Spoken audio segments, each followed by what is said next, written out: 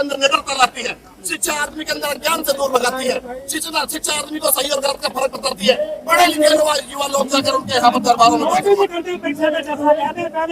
सवाल करिए, वो कहते हैं हम आपको अच्छी राह दिखा रहे हैं। जिस प्रधानमंत्री के डिग्री का पता नहीं वो शिक्षा पे कर रहे हैं।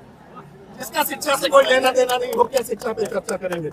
जिस प्रधानमंत्री को अपनी आप डिग्री नहीं ढूंढ पाए वो शिक्षा पे चर्चा करेंगे। अगर शिक्षा पे चर्चा करते तो सोनम वांगचुक करते, जिन्होंने अपनी लिमिटेड रिसोर्सेज को हथियार बनाकर कहीं जहां से आते हैं, जिनके जितने पेटेंट्स हैं वो लोकल बॉडीज में जो रिसोर्सेज है, जो लोकल चीजों से जो इनोवेशन हो सकता है, इन्होंने वहां से इनोवेशन कर दिया। और ये सरकार बैठी हुई जो सरकार में सरकारी शब्द को खत्म कर देना चाहती है, केवल कॉन्ट्रैक्ट से देश को चलाना चाहती है, इनको मैं सरकार नहीं मानता। ये केवल पूंजीपतियों की कठपुतलियां, कोई भी नहीं है। ये लोग नहीं मानते इनको सरकार। आपको काम देते आंदोलन जीवी हैं, आप आंदोलन करते रहते हैं। आप जब अरे हम मंदिर को लूट, हम आंदोलन जीवी नहीं, आंदोलनकारियों की संतान है।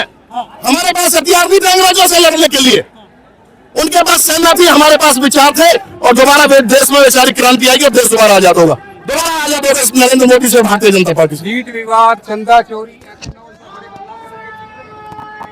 बड़े बदलाव के नहीं, बड़ी अशिक्षा के संकेत।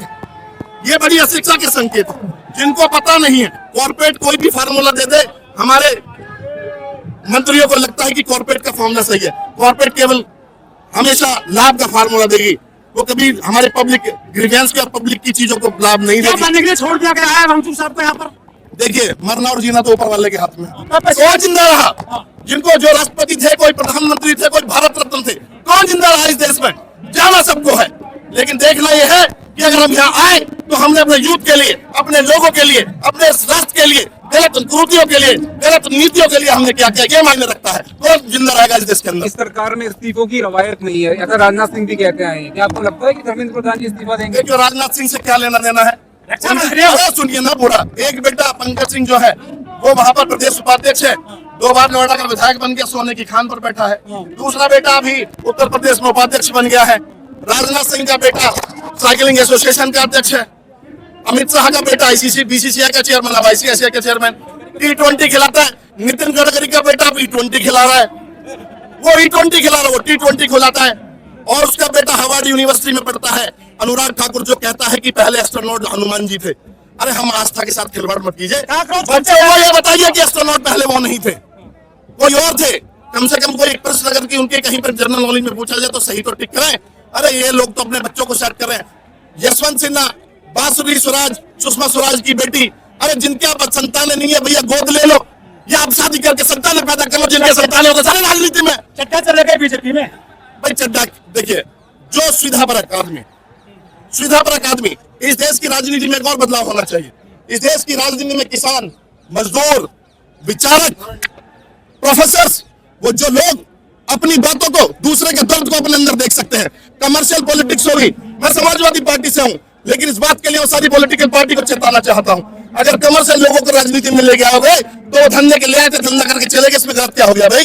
किसान मजदूर का बेटा जब तक संसद में नहीं बैठेगा, न किसान मजदूर का बेटा और पढ़े लिखे लोग संसद में नहीं बैठेंगे, न किसान के मुद्दे सॉल्व होंगे, न मोदी जी तो कितना किसान का मजदूर का बेटा था। अरे यार, क्या चाय चाय की बात करते हैं। उन्होंने कुछ ना बेचा, न गरीब का बेटा नहीं, गरीब को माखोल उठाने वाला बेटा, कॉर्पोरेट का बेटा, वो मॉडल दिखाने वाला बेटा जो गुजरात का मॉडल किसी ने देखा नहीं, ये लोगों ने मान लिया। केवल एडवर्टाइजमेंट का एक पुरोधा, एक कठपुतली इस देश को चला रहा है। जिस दिन गिरेगा, भरमा के गिरेगा, इसकी इमारतें इसके नीचे नहीं। वांगचुक जी ने अन्न त्याग दिया और मोदी जी मेलोडी खाते हैं, तो कैसे होगा? भाई मेलोडी मोदी जी क्या करते हैं? वो मेलोडी खाते हैं और हमारे देश को लॉलीपॉप चुसाते हैं। उनका कहानी क्या है? भाई युवा को लॉलीपॉप देना, वो मेलोडी खाएंगे, झाल पूड़ी खाएंगे, वो मेलोडी खाएंगे और मेलोनी से मिलेंगे।